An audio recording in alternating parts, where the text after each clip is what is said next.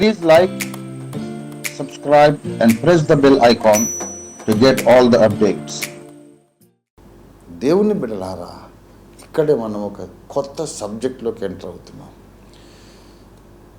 ధర్మశాస్త్రం గల వారు కొందరు, అబ్రహాముకు ఎలాంటి విశ్వాసం ఉన్నదో అదే విశ్వాసం కలిగిన వాళ్ళు కొందరు. వాళ్ళు వీళ్ళు కలిస్తే యావత్తు సంతతి. ఇంతకు అబ్రహాముకు ఉన్నటువంటి విశ్వాసం గల వాళ్ళు ఎవరు? అది ఇక్కడ మనం ఎదుర్కోవలసిన ప్రశ్న, తెలుసుకోవలసిన విషయం. అబ్రహాముకు ఉన్నటువంటి విశ్వాసము గల వాళ్ళు ఎవరు? ఆ విశ్వాసం మనకుంటే ఈ లోకానికి మనం వారసులైపోతాం. అది విషయం, అది సబ్జెక్ట్. ఇప్పుడు అబ్రహాముకు ఉన్నటువంటి సేమ్ విశ్వాసం మనకుంటే ఈ లోకం మనదైపోతుంది, లోకానికి మనం వారసులమైపోతాం. అబ్రహాముకు ఉన్నటువంటి విశ్వాసం గల వాళ్ళు ఎవరు అన్నాను. అసలు అబ్రహాముకున్న విశ్వాసం అంటే ఏంటి? What does it mean? What is the faith Abraham had? అంటే అబ్రహాముకు ఎలాంటి విశ్వాసం ఉందో ఆ తర్వాతి వచనం 17వ వచనంలో చెప్పాడు. తాను విశ్వసించిన దేవుని ఎదుట, అబ్రహాము తాను విశ్వసించిన దేవుని ఎదుట అనగా డిఫైన్ చేస్తున్నాడు. ఆ దేవుడు ఎటువంటి వాడో స్పష్టీకరిస్తూ నిర్వచిస్తూ ఉన్నాడు. దేవుడిని ఎవడు నిర్వచిస్తాడండి, కానీ అబ్రహాము యొక్క ఫెయిత్ ఏంటో క్లారిఫై చేసి క్లియర్ పిక్చర్ ఇస్తున్నాడు. ఇక్కడ అబ్రహాము విశ్వసించిన దేవుడు అనగా 2 లక్షణాలు కలిగిన వాడు. దేవుని స్తోత్రం కలిగిన కాక, హల్లెలూయా. 2 లక్షణాలు కలిగిన వాడు అబ్రహాము విశ్వసించిన దేవుడు, అబ్రహాము నమ్ముకున్న దేవుడు, అబ్రహాము ఆరాధించిన దేవుడు, అబ్రహాము ప్రార్థనలు సలిపినటువంటి, ఏ దేవునికి ప్రార్థనలు చేశాడు ఆ దేవుడు 2 లక్షణాలు కలిగిన వాడు. ఈ 2 ఆయనకున్నాయి అని అబ్రహాము నమ్మాడు. అదేంటంటే మృతులను సజీవులుగా చేయువాడును,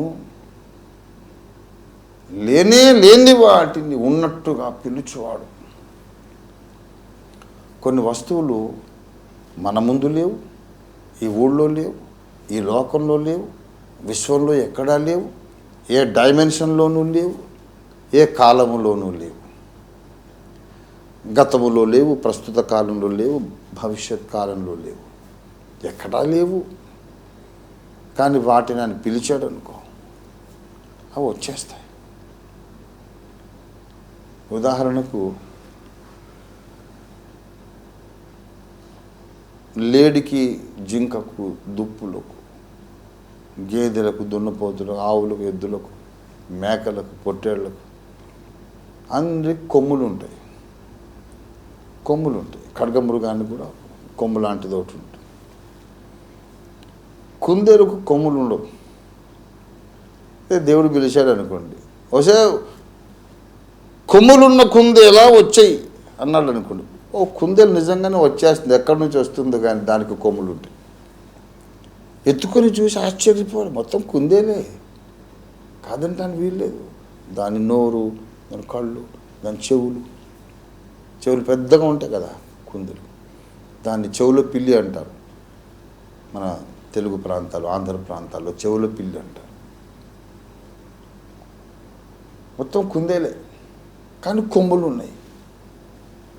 దాన్ని అడిగితే ఎవరమ్మా నువ్వు, మీ అమ్మెవరు, నాన్నెవరు? నాకేం తెలుసు.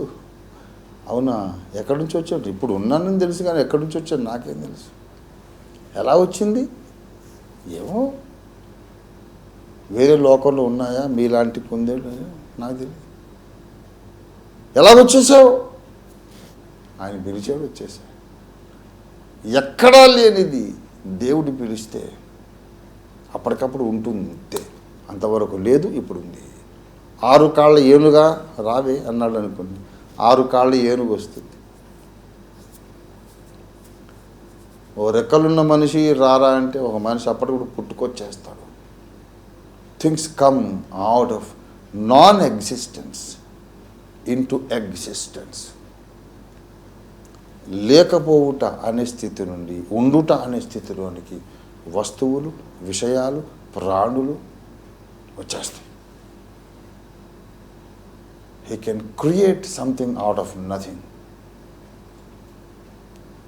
Science ఒప్పుకోదు. You cannot create something out of nothing.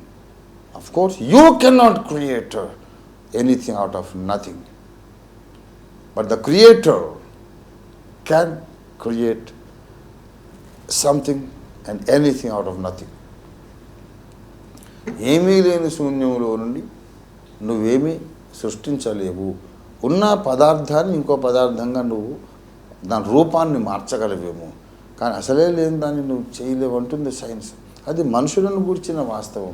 దేవునికి అది అన్వయించబడదు. మనం చేయలేం. ఏమి లేని దానిలోంచి ఒక వస్తువుని, విషయాన్ని మనం సృష్టించలేం, కానీ దేవుడు చేస్తాడు. అది అబ్రహాము విశ్వాసం. దేవుడంటే చిన్న చిన్న శక్తులు మనకు హాని చేస్తానని బెదిరించి, గుడ్లను ఉరిమిలాగా బెదిరించి భయపెట్టి పూజలు చేయడం లేకపోతే చంపేస్తాను అనే ఆ నీచమైన శక్తి కాదు దేవుడంటే. దేవుడంటే ఎవరనుకున్నారు? ఏమీ లేని శూన్యములో నుండి దేన్నైనా ఒకదాన్ని అప్పటికప్పుడు పుట్టించగలిగిన వాడు దేవుడు. God can do this. Nobody else can do this. This is what only God can do. దేవుడు మాత్రమే చేయగలిగిన విషయం ఇది.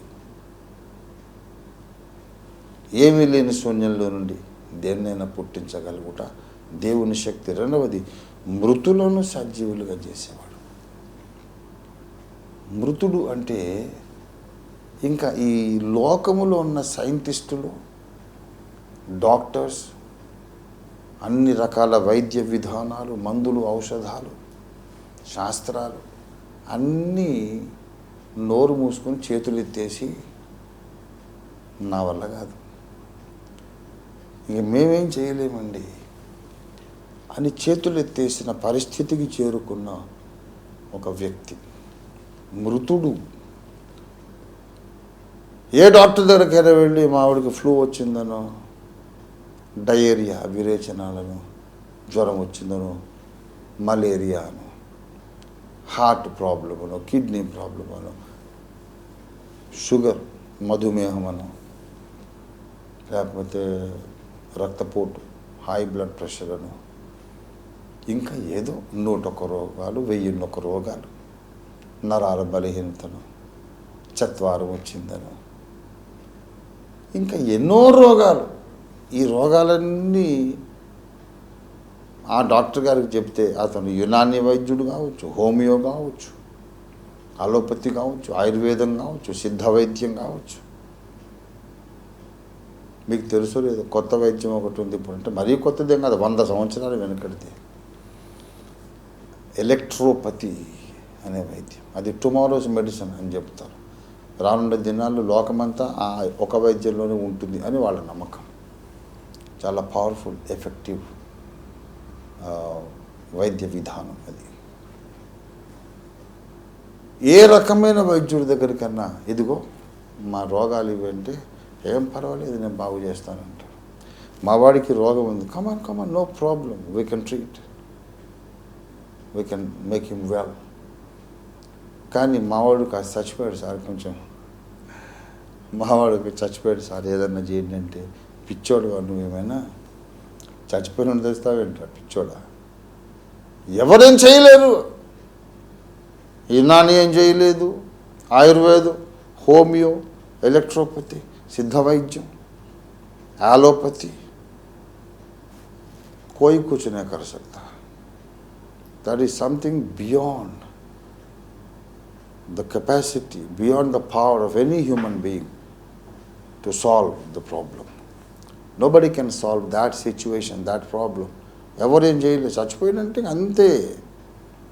దాని మీద ఇంకా మనం ఏ ప్రయత్నం చేయడానికి మనం పూనుకోకూడదు. చచ్చిపోయాడు అన్న తర్వాత ఇంకో 1,00,000 ఇస్తాను సార్ బ్రతికించాడు, 1,00,000 కాదు, నువ్వు 1,00,000 కోట్లు ఇచ్చినా ఏం లాభం లేదు. చచ్చిపోయాడు అంటే చచ్చిపోయాడు అంతే. మానవ పరిధిని దాటిపోయింది ఆ సమస్య, మానవుని పరిధిని దాటిపోయింది ఆ సమస్య. ఇంకెవరేం చేయలేరు. మట్టి చేసేయటమే. అంతకన్నా ఏం చేయలేరు. అయితే సకల విధమైన వైద్య విధానాలు ఇక మా వల్ల కాదు, అయిపోయింది, మేము చేయగలిగే స్థితి దాటిపోయింది, మా చెయ్యి దాటిపోయింది అన్న పరిస్థితిలో ఒక ఆయన ఉన్నాడు విశ్వంలో, అరే నా చెయ్యేం దాటిపోలేదురా అని వస్తాడు. ఏ పరిస్థితి అయినా ఎప్పటికైనా ఎవరి చెయ్యైనా పోతుందేమో, ఎవరి చెయ్యైనా దాటిపోతుందేమో సమస్య, కానీ దేవుని చెయ్యి దాటిపోదు. It is always within God's capacity to solve the problem. Where no human being can do anything, God can do something about it. God can do something about it. That is the God whom Abraham believed and served. దేవుడు అంటే Abraham మైండ్లోని definition అది.